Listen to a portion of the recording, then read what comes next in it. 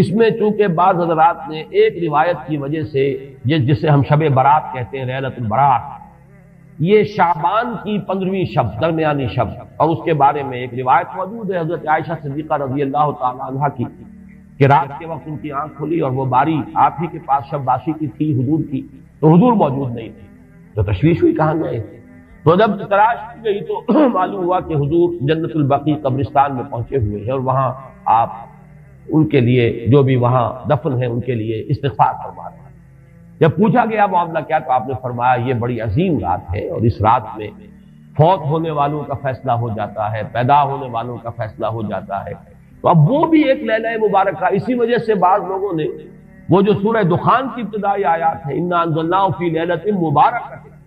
اس کو محمول کیا ہے اسی رات پر کہ جس کو ہم شب برات کہتے ہیں اپنی عام اصطلاح میں، لیلۃ البرات اسے عربی میں کہا جاتا ہے۔ برات کے معنی کسی کا چھٹکارا پا لینا۔ یہ شب برات جو ہے وہ برات شادی والی برات نہیں ہے، بلکہ یہ برات کا لفظ ہے عربی زبان کا، جو ہمارے ہاں وہ غلط العام میں برات شب برات بن گیا ہے۔ برات، برات من اللہ ورسولہ، جو سورہ برات کا پہلا لفظ ہے کہ چھٹکارا پانا، کہ وہ رات بھی ایسی ہے کہ اس میں انسان استغفار کرے اور اللہ تعالیٰ سے اپنے گناہوں کی معافی مانگے تو اپنے آپ کو جہنم سے چھٹکارا دلا سکتا ہے، وہ شب برات۔ اس اعتبار سے کچھ لوگوں نے گمان کیا کہ شاید لیلۃ القدر اور لیلہ مبارکہ اس حدیث کی روح سے وہی شب ہے، وہ ظاہر بات ہے کہ خارج از رمضان مبارک ہے، اور یہ کہ اس کے علاوہ بھی بعض آراء ہیں، لیکن یہ آراء جو ہے شاذ کے درجے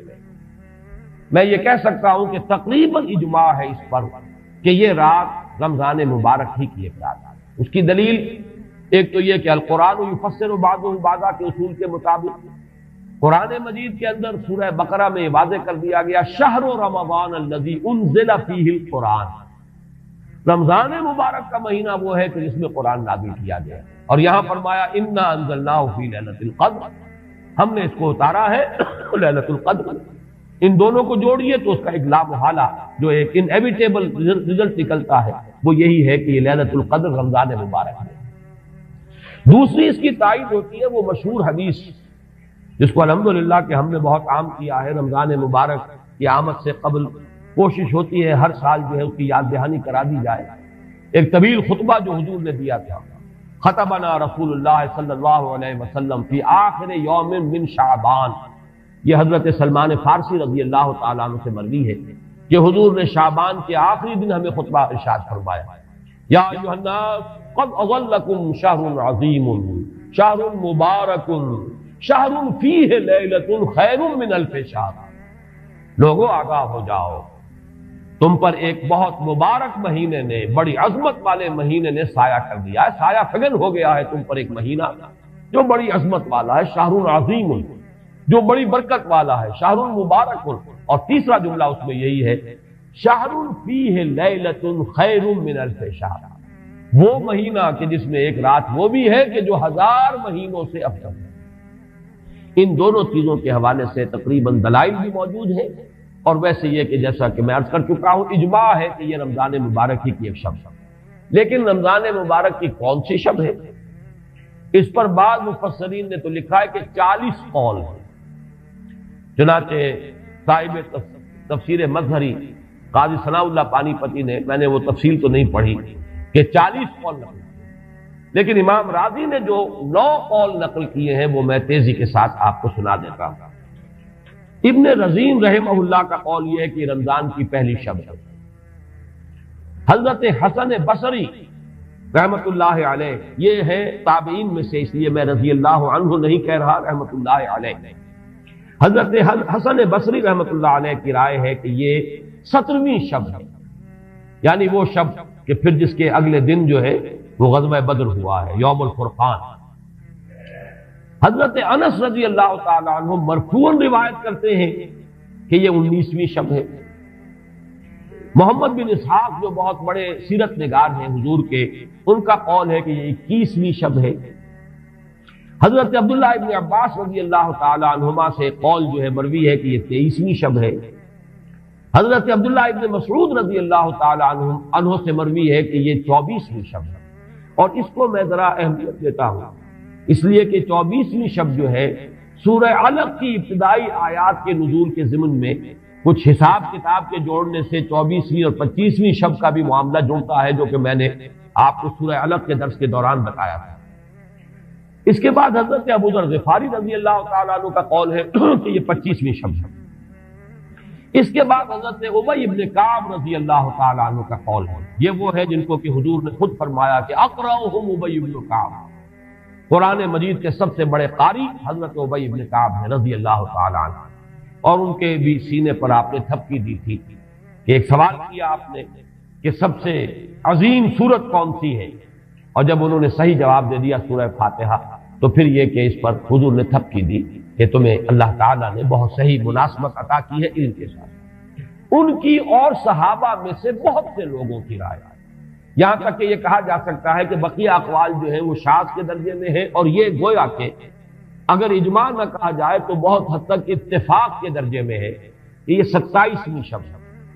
اور اس 27ویں شب کے ضمن میں حضرت عبداللہ ابن عباس سے ایک روایت میں پہلے آپ کو بتا چکا ہوں کہ 23ویں شب ہے، لیکن 27ویں شب کے ضمن میں جو مختلف روایات حضرت عبداللہ ابن عباس رضی اللہ تعالی عنہما سے مروی ہیں، ان میں بھی کچھ لطیف نکات ہیں، وہ میں بعد میں بیان کروں گا۔ اس کے بعد ایک شاذ قول اور بھی ہے کہ یہ 29ویں شب ہے۔ تو یہ گویا کہ 9 ہے اقوال، جن میں سے بعض جلیل القدر صحابہ کے ہیں، عبداللہ ابن مسعود، ابو ذر غفاری، ابن عباس، ابی ابن کعب، لیکن یہ ہے کہ سب سے زیادہ جو اتفاق اگر اجماع نہ کہا جائے تو 27ویں شب پر ہے۔ اس 27ویں شب کے بارے میں حضرت عبداللہ ابن عباس نے 3 نکتے بیان کیے۔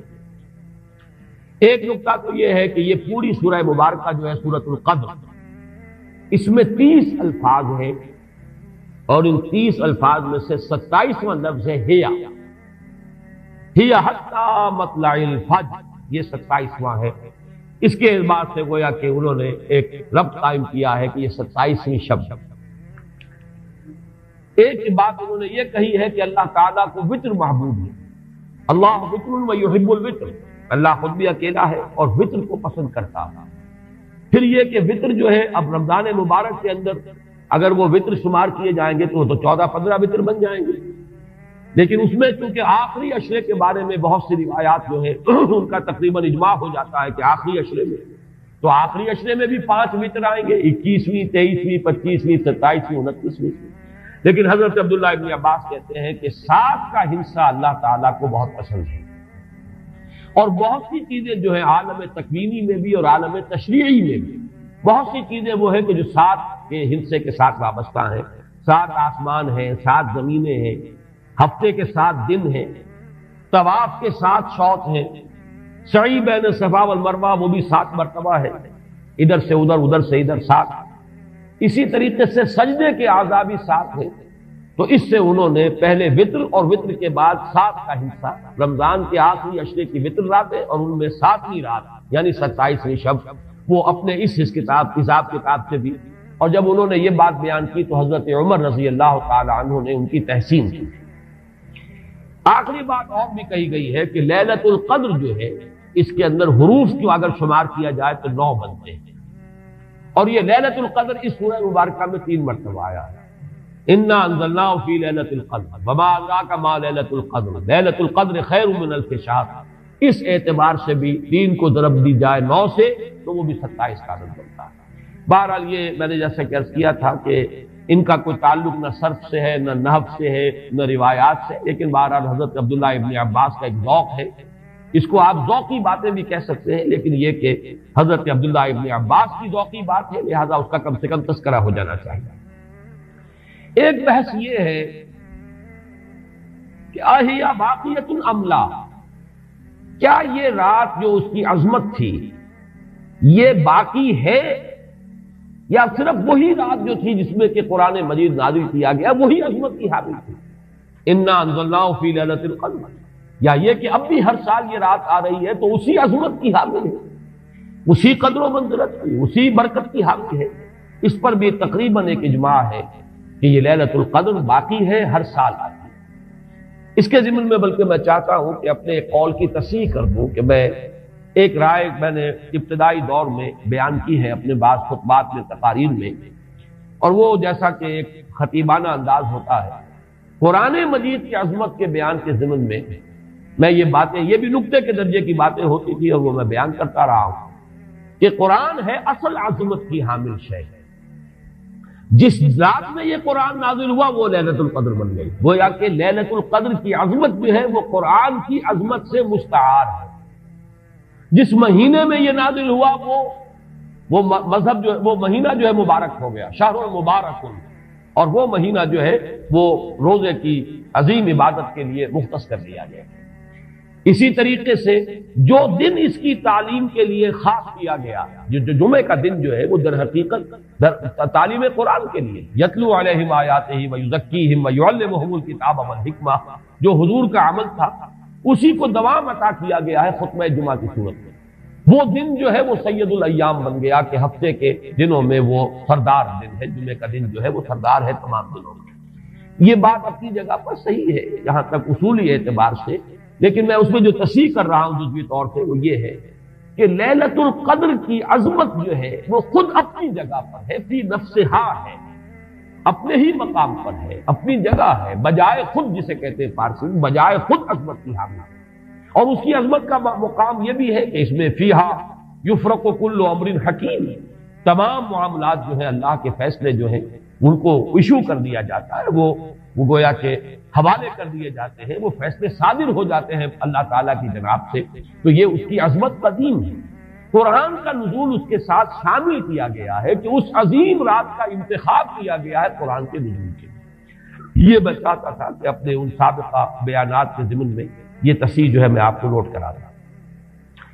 دوسرے یہ کہ آیا اس کے ساتھ اس کا دن بھی اس عظمت میں شامل ہے یا نہیں؟ اس میں بھی اکثر مفسرین کا جواب یہ ہے کہ دن شامل ہے،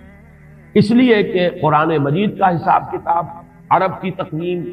اس میں رات بول کر بھی دن رات مراد لیتے تھے اور یوم بول کر بھی دن رات مراد لیتے تھے۔ یوم بھی 24 گھنٹے کے مجموعے کا نام ہے، اور جب رات کا تذکرہ آتا ہے تو رات بھی در حقیقت دن اور رات کے 24 گھنٹوں پر اس کا جو ہے اطلاق کیا جاتا ہے۔ جو دن آتا ہے رات کے بعد وہ اس رات کے تابع ہے۔ اس اعتبار سے یہ عظمت جو ہے صرف شب کے ساتھ نہیں ہے، بلکہ یہ کہ اس کے بعد آنے والا دن جو ہے وہ بھی اسی عظمت کا حامل ہے۔ احادیث مبارکہ کی روشنی میں شب برات کی کیا اہمیت ہے؟ کیا اس رات کی عبادت ٹھیک ہے؟ شب برات کا روزہ رکھا جاتا ہے، اس کی صحیح حیثیت کیا ہے؟